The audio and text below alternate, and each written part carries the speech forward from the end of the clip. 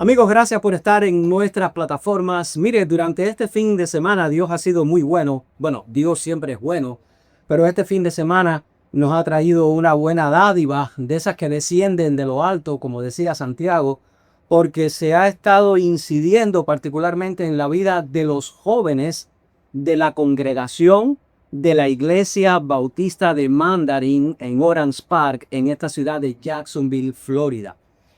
Yo, por supuesto, estoy ausente a ese congreso de jóvenes, no porque yo haya querido, sino porque no pude completar la inscripción a tiempo por límites de edad. Pero creo que fue una bendición para que la juventud hoy de la iglesia hispana de Orange Park, de aquí en Jacksonville, la iglesia bautista hispana de Jacksonville, tenga este espacio no solo de refrigerio, sino también de enseñanza, quizás de confrontación, no tengo la referencia, pero de cualquier manera en diálogo enriquecedor, porque lo que buscamos es tener cada vez una juventud cristiana, no solo comprometida, sino también sirviendo en la obra del Señor. Y las personas que estuvieron a cargo de este congreso están aquí conmigo. Ellos hoy se están regresando para la ciudad de Miami. Yo estoy abusando de su tiempo, acaban de terminar el servicio en nuestra iglesia, pero me han concedido, y doy gracias a Dios por ello, unos minutos para conversar de temas fundamentales que tienen que ver con parte de lo que ya le he estado anunciando. Yo les voy a presentar, aquí está a mi derecha, el doctor Dani Román Gluró, pastor, muchos años ya ordenado al servicio de la palabra, de la iglesia del Señor Jesucristo, profesor de un importante seminario que tiene sede en la ciudad de West Palm Beach. De ella vamos a conversar también en su momento. Y nos acompaña su bella esposa, Marta. Tiene un máster en consejería, en terapia, en ayuda, sobre todo para las personas que necesitan, vamos a decir, como un programa de reinserción a la hora de salir de situaciones que pueden ser estresantes, que pueden ser difíciles. De ello vamos a conversar también en nuestro canal. Así es que gracias por estar con nosotros. Gloria a Dios por la vida de ustedes y por lo que han podido hacer durante este fin de semana. Gracias por la invitación, gracias por tenernos no solamente durante el fin de semana, sino hoy. Gracias a los que nos están escuchando. Gracias por la oportunidad de compartir. Estamos sumamente contentos de estar con ustedes dos. Pastor, ¿primera vez en la ciudad de Jackson? Pues primera vez como para el ministerio, ¿no? Hemos visitado, hemos manejado a través de la ciudad, pero primera vez que estamos aquí ambos juntos haciendo ministerio. Qué bueno, me alegro mucho por eso. Estoy muy contento. Cuéntame cómo fue la recepción de la Iglesia Bautista de Mandarin. Pues ha sido una recepción increíble, muy linda. Yo lo mencioné durante el servicio y lo voy a repetir. Yo creo que su pastor, el reverendo Héctor Rivera, es la personificación de la hospitalidad. Es un hombre tan hospitalario y su esposo, una mujer tan hospitalaria. Los hermanos de la iglesia nos han recibido con mucho cariño. Fue una experiencia maravillosa, linda. Óigame, trabajar con los jóvenes es un reto, pero yo diría también que un honor, un privilegio. Bueno, desde el principio el Señor estuvo conversando respecto a los niños que deben venir, que deben acercarse al reino de Dios. Pero esos niños crecen y se convierten en jóvenes y ustedes tienen una labor fundamental y le agradecemos en nombre de todos los padres de esta congregación por haber ministrado a nuestros hijos durante todo este fin de semana. Ustedes habrán dado cuenta que el pastor Dani es un orador, es un predicador por excelencia, así es que yo quiero hablar poco para que él hable más. Vamos a entrar en 2 o 3 puntos que yo quisiera, por favor, tener la opinión de ustedes. Y soy de la opinión, pastor, que una mínima cuota de raciocinio, de lógico, nos inclina a pensar que la familia es la célula fundamental de la sociedad. Desde la familia se crean sociedades más sanas, se crean congregaciones más sanas. La familia ejerce ese control de enseñanza, de transmisión de valores, de la manera en la cual las personas deben conducirse en la sociedad, en la vida. Y en la medida que esa familia y esos hogares sean sanos, así van a ser nuestras congregaciones en el plano más personal de la conversación. Ahora, yo tengo la certeza de que la familia, como los jóvenes y estos últimos, a través de la familia, están viviendo una época muy difícil, de muchos retos, de muchos cambios. Y miren, no existe una fórmula mágica, a no ser la transformación de la palabra viva y eficaz para lograr estas complicaciones entre los jóvenes, la familia y la iglesia. Y yo quisiera empezar precisamente por este tema. En la opinión de ustedes, tanto ministerial, pastoral, profesional, ¿cuáles consideran ustedes que son los retos fundamentales que enfrenta la familia a partir de los jóvenes en su familia? Y yo voy a dejar que mi esposa comparta desde su perspectiva, porque como psicoterapeuta ella tiene una perspectiva importante. Yo creo que uno de los puntos más cruciales es que tenemos que entender que nuestra sociedad se ha secularizado, y cuando decimos secularizar queremos decir que un rechazo de Dios, un rechazo abierto de Dios, donde vivimos como si Dios no existiese, ¿no? A veces yo digo que vivimos como si Dios hubiera muerto.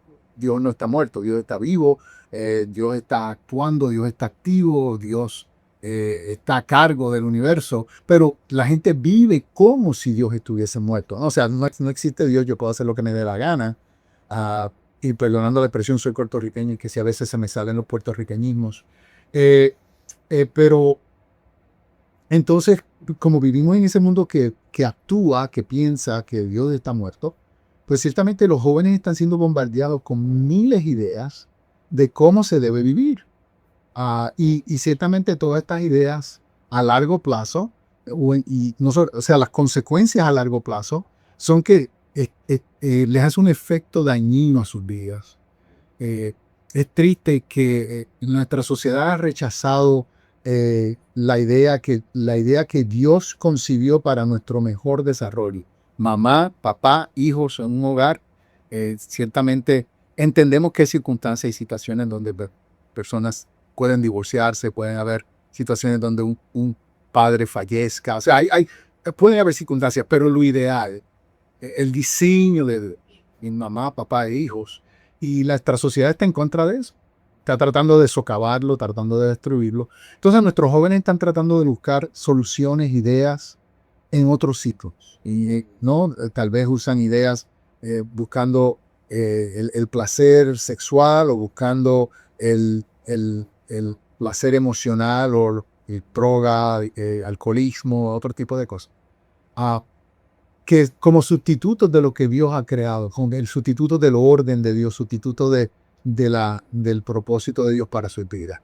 Y yo creo que ese es el reto mayor, este concepto, esta idea de la secularización, donde pues Dios está muerto, Dios no existe. Pero no es verdad, Dios existe. Y cuando Dios nos dice hay consecuencias a lo que están haciendo, estamos pidiendo esas consecuencias en nuestra vida. Pero, ¿qué tú piensas? Porque tienes otra perspectiva también diferente. Sí, apoyando ese punto, la familia se ha afectado mucho por la situación de los divorcios, a veces también que no se le da el valor de la unión en pareja. Eso es más importante vivir bajo un mismo techo, pero sin ningún compromiso. Y como se ha secularizado tanto el matrimonio, pues han creado otras maneras de recreación donde han hecho una corrupción en la relación de la intimidad de pareja. Y entonces toda esa inmoralidad se la han, ¿verdad? Transferido a los hijos. Y hay que entender de que cuando se dice conductas mal aprendidas, es porque los padres, su primer ministerio es la familia.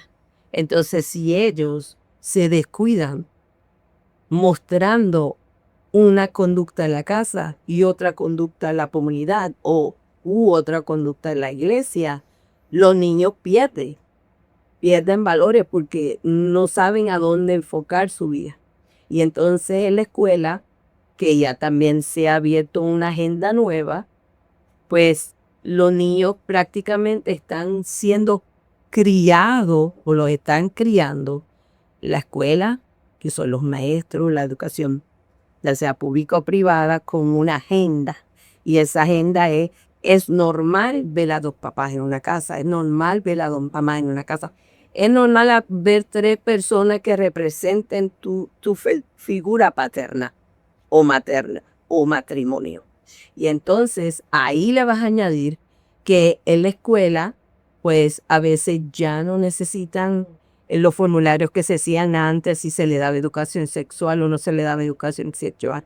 Ahí lo que le den es lo que le provean al estudiante, es lo que los padres, a fin de cuentas, se van dando cuenta en la casa, porque ellos lo van a practicar en la casa.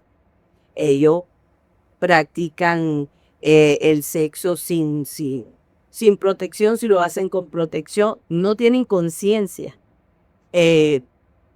Practican sexo con diferentes parejas y no hay un control. Además, también tenemos la exposición o sobreexposición, que los padres a veces se les olvida y le proveen a los niños un celular, le proveen un artículo que es digital, una tableta, una computadora, o a veces el televisor para que el niño se entretenga. Entonces ya no está papá y mamá criando ese niño, o la abuela, o ahora es un programa que tiene su agenda y muchas veces no va alineado ni al plan de los padres ni al plan de Dios inicial para lo que es una familia. Entonces ahí vemos lo que es la depresión, vemos lo que es la ansiedad, porque los niños le crece ansiedad cuando un niño no se le inculca actuar o conducirse por una verdad. El niño crece en ansiedad porque no sabe cómo definir la situación de su casa ante una sociedad, en la escuela, en su comunidad, y muchas veces recurre a otras cosas como por ejemplo las sustancias controladas. Hoy por hoy se ve muy lindo porque la sociedad lo ha normalizado tanto de que tú puedes fumar marihuana porque eso no es malo. El cannabis no es malo. Eso lo facilita Lo que hace es relajarte. Entonces, esa agenda ha llegado a todos los hogares, no solo en los Estados Unidos, a nivel mundial. ¿Y qué es lo que estamos haciendo?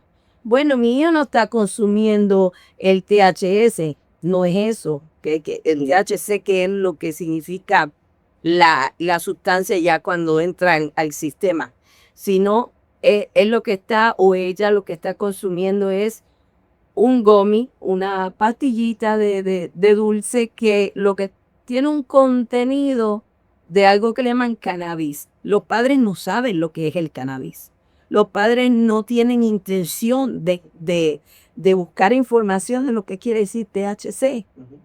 Eso es droga. Todo lo que es droga inhibe el sistema nervioso cognitivo de sus hijos.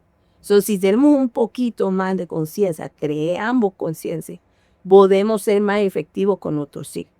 No es prohibirle 100% que sean parte de una sociedad. Es que entienda hasta dónde tus valores y convicciones te hacen ser productivo en la sociedad. Yo pienso, pastor, que es hoy por hoy más fácil normalizar, y quiero usar entre comillas, normalizar una actitud, una conducta, una solución, que inculcar un valor para que los jóvenes pues desarrollen. Bueno, y eso es parte del problema, es que llegamos a este país, ¿no? Muchos de nosotros somos inmigrantes de otros países, llegamos a este país y nos enfocamos en cuánto dinero puedo hacer, cuánto puedo producir para obtener la casa que quiero, el automóvil que quiero, el estilo de vida que quiero. Entonces dejamos que nuestros hijos lo críe el mundo. Cuando digo el mundo me refiero a sus amistades, a las escuelas, el internet, la televisión. Y entonces pues asumimos que los hijos van a estar bien. No, decimos, no, mientras yo tenga el dinero para comprarle lo que necesitan, me están bien. Y la realidad es que la Biblia es clara.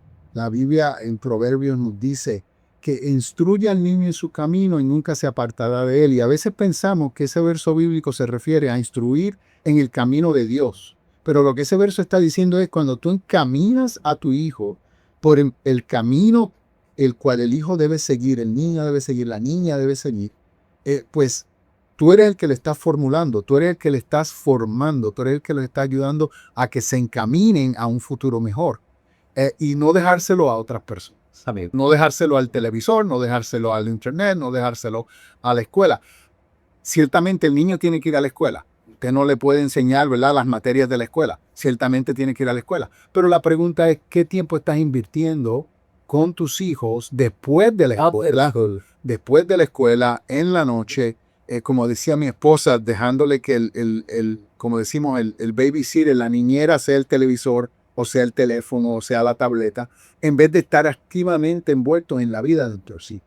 Es indiscutible que la sanidad de la familia va a repercutir no solo en la sociedad, sino también en su congregación, en su iglesia, en su ministerio. Sobre ello hemos hablado. Ahora, hay un tema también muy importante y tiene que ver con el papel de las iglesias, pastor, en la formación, en la transmisión de valores y sobre todo en la conformación de la identidad de los jóvenes en Cristo.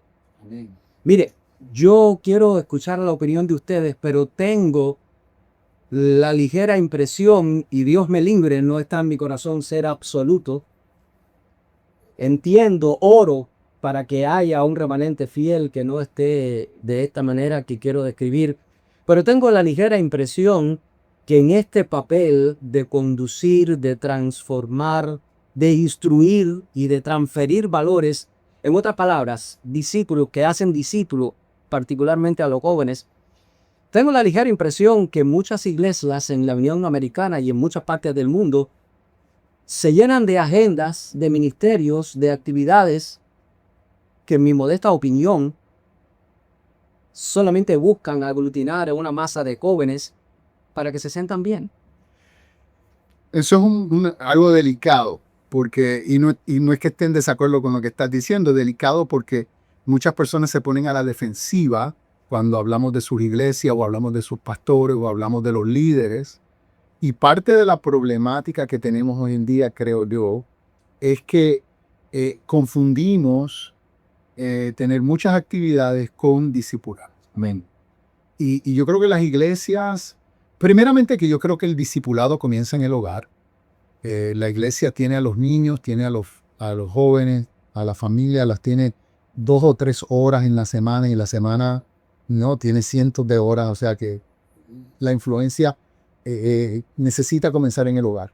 Pero en la iglesia necesitamos enfocarnos más en cómo discipulamos a los jóvenes, a los niños, cómo le enseñamos a seguir a Jesús. A vivir. Discípulo quiere decir que mi comportamiento refleja el carácter y el comportamiento de mi maestro. Eso es lo que un discípulo. Esa es la idea del discípulo. Entonces, cuando hablamos de un discipulado cristiano, lo que estamos diciendo es que debemos nosotros, como discípulos de Jesús, reflejar el carácter y la persona de Jesús, el comportamiento y el carácter de Jesús. Entonces, ¿cómo estamos invirtiendo el tiempo en enseñarle a los jóvenes y a los niños a discipularlo, a que reflejen ese carácter de Jesús? Yo creo que una de las cosas lindas que ocurrió este fin de semana fue la oportunidad de los jóvenes concentrarse en un tiempo de reflexión a un nivel que a ellos les impacta. O sea, muchas veces pues venimos a la iglesia y el pastor, no necesariamente estoy hablando del pastor de esta iglesia, pero los pastores en general, estoy hablando en general, pues le hablamos a los adultos. Es lógico, ¿no? Los adultos son la población que viene a la iglesia.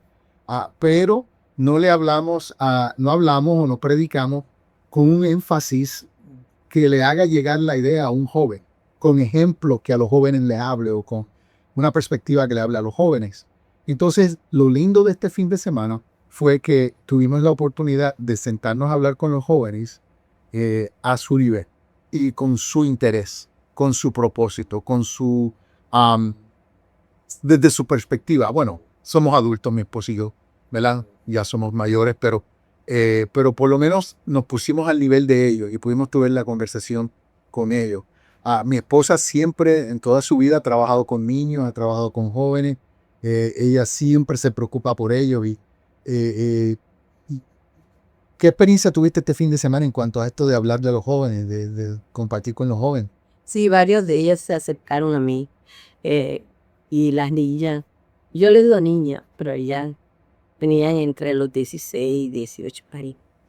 Y expresaron algunas preocupaciones. Por ejemplo, la preocupación más grande que tiene nuestra juventud es que si se sienten muy ansiosos y no tienen con quién hablar porque no se atreven a conversar, pues pueden experimentar esos pensamientos negativos que los puede llevar a un suicidio o por lo menos unas ideas de completar un suicidio. Entonces, le di unos tips, unas ideas y unas recomendaciones saludables, porque el Señor a mí me ha abierto las puertas para trabajar en diferentes programas y organizaciones donde he visto niños desde los 9 años y han estado conmigo desde los 9 años hasta los 18 años bajo probatoria. Un niño porque ha matado a otro niño, o porque ha herido al padre, o porque ha robado, por la droga que han herido, la situación que haya sido. Y entonces esas experiencias me han traído una remuneración de la cual yo puedo compartir en manera de testimonio con niños más jóvenes, con niños más grandes, ya que están pasando o están en la transición de high school para el college o la universidad. Y en ese proceso los he visto crecer. Los jóvenes de aquí no son diferentes a los jóvenes de otra iglesia, pero cada uno tiene una necesidad especial. Y para mí es importante que cuando hay una necesidad y los adultos se dan cuenta, busquen, porque en la sociedad hay mucha ayuda. Y le doy gracias a Dios que nos hayan invitado. Para mí es un honor. Y yo me imagino que para mí eso también es un honor estar aquí. Y es un placer poder servir de puente para que los jóvenes de esta congregación puedan entender la magnitud de la influencia de esos programas de que si influencers, que si internet, que si, porque toda información se filtra de diferente manera y ellos estaban recibiendo información que iba a intoxicar su sistema nervioso. Y entonces para mí ha sido un placer con la clase. Mire, yo creo que es sumamente importante lo que está diciendo Marta y el pastor, porque desde la sabiduría de lo alto, yo creo que es importante que nosotros sepamos que la transformación, mire, sin dudas, es a través de la obra de Cristo, del Espíritu Santo en nuestros corazones. Y entendemos que son edades complejas, entendemos que son retos que se han ido normalizando como parte de la sociedad. Entendemos que somos seres biopsicosociales con emociones, con necesidades, con frustraciones, con anhelos, con planes. Pero es que la obra es clara, el mandato es claro, tenemos que hacer discípulos. Y ese discípulo tiene que ser a través de la palabra. En mi opinión, no podemos reunir a un grupo de jóvenes solamente para compartir un juego de baloncesto o un retiro en una acampada. Es que tenemos que incluirlos, porque lamentablemente pienso, pastor, que muchas veces existe la percepción de que la fe, de que la iglesia, de que los que hacen la obra son los viejitos que tienen canas y no los jóvenes. Eso es un problema de mis padres. No, eso es un problema de mis abuelos. No, ese es el pastor. No, yo creo que es importante que todos se sumen a eso. Esa transformación no puede ser a través de una expresión lúdica. No puede ser a través de que yo te voy a dar lo que tú quieres para estar a tu nivel, si al final no te voy a llevar al siguiente nivel.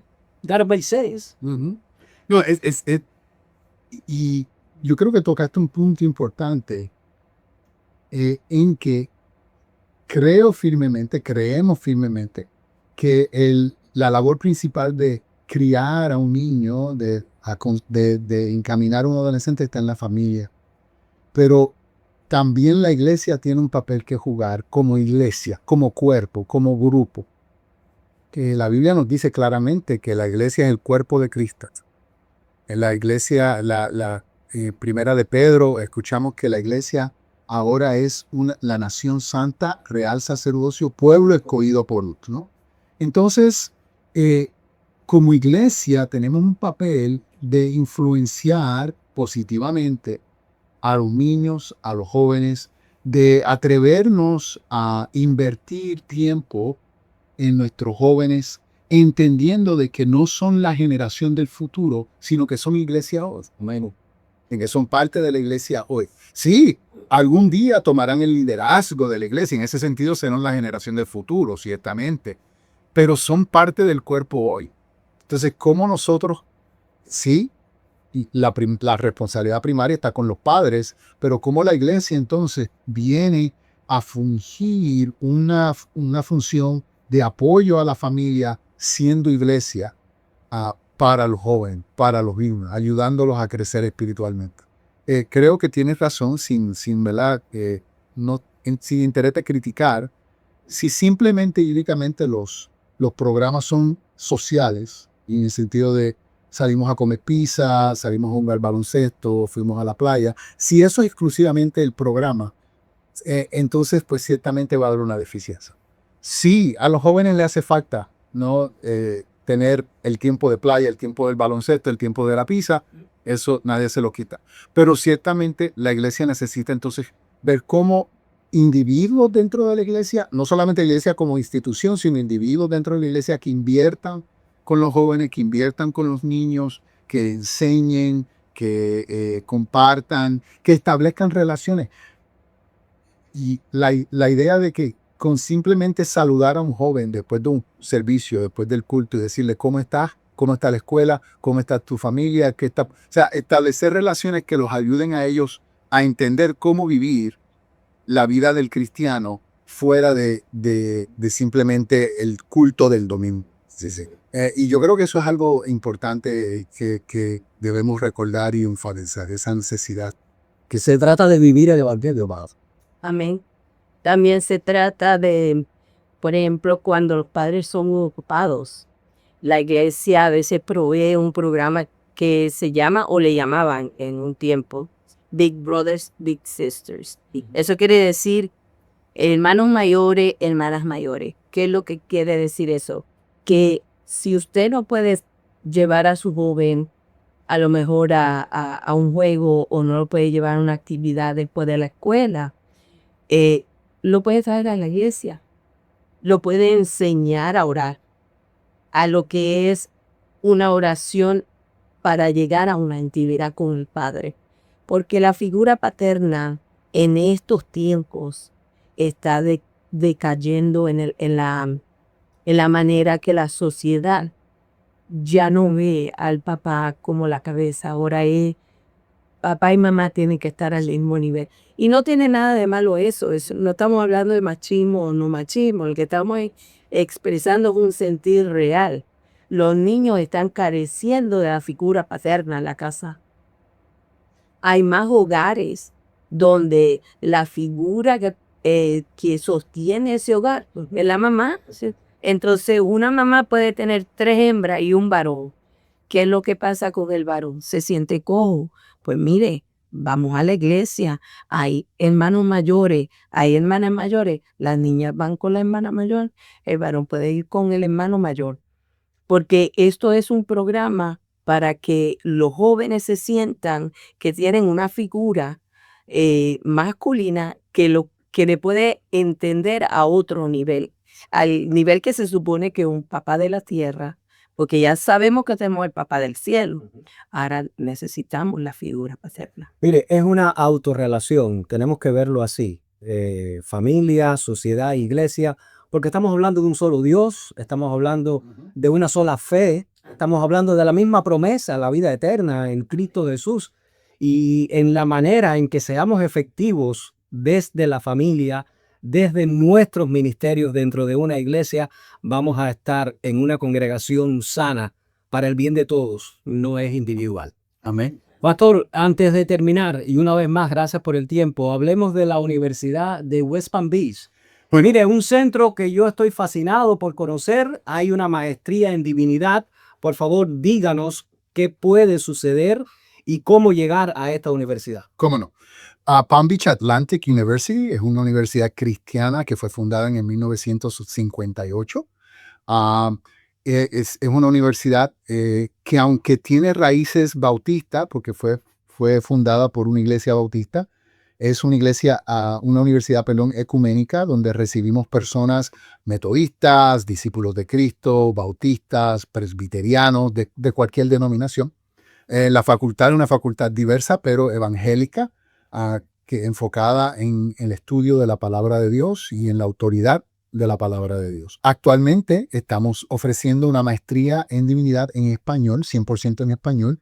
Lo ofrecemos a través de Zoom, o sea, los cursos los estudiantes los toman a través de Zoom. Son cursos de 8 semanas, dependiendo del país. Hay personas que le dicen materia, hay personas que le dicen cursos, hay personas que le dicen clases. Son materias o cursos de 8 semanas.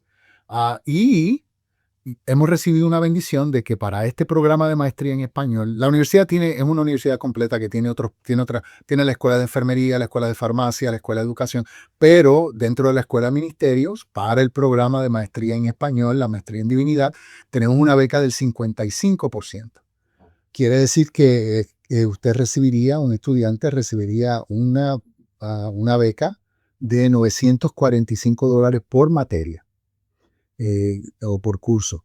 El estudiante entonces pagaría la diferencia, que serían $780 por curso. Toda esa información la puedo localizar en www.pba.edu/latinamente. Y pueden llamarme a mí. Mi número es el 954-257-0079. 954-257-0079. Si usted me llama y no le contesto inmediatamente, déme un mensaje y le prometo que le devuelvo la llamada lo antes posible. Ese es mi número personal, mi celular, es que así me está consiguiendo a mí, sea a la hora que sea, me está consiguiendo a mí en mi número, no es una oficina, soy yo. Pero tenemos esta oportunidad, el próximo semestre comienza ahora en agosto 18. Es que así pues la ventana para poder solicitar admisión está cerrándose. Es que así pues les exhorto a que se acerquen a nosotros, que me contacten para que puedan comenzar sus estudios. Maestría en divinidad es la educación más robusta que una persona puede recibir dentro del ámbito teológico. Es que así pues es algo que lo va a ayudar. No tiene que ser pastor, puede ser líder en su iglesia, pero si siente un llamado pastoral, ciertamente la maestría en divinidad es la educación que necesita recibir. Amén. Y aunque no tenga ese llamado pastoral y quiere simplemente ser un líder laico bien educado, bien preparado, pues ciertamente háblenos, porque la maestría en divinidad es la solución que usted está buscando. Mire, he puesto en pantalla la información, el teléfono del pastor, el website donde usted puede acceder. Y la última pregunta sería, ¿ofrece esta maestría algún reconocimiento, alguna validación, algún crédito? No, definitivamente. Este programa de maestría la universidad está acreditada al mismo nivel que cualquier universidad secular aquí en el estado de la Florida. Nuestro programa de maestría en divinidad tiene 2 acreditaciones: la acreditación de la Asociación de Escuelas Teológicas de los Estados Unidos y Canadá y de la Asociación de Escuelas o de Universidades de los Estados Sur de los Estados Unidos, que así pues tiene una doble acreditación.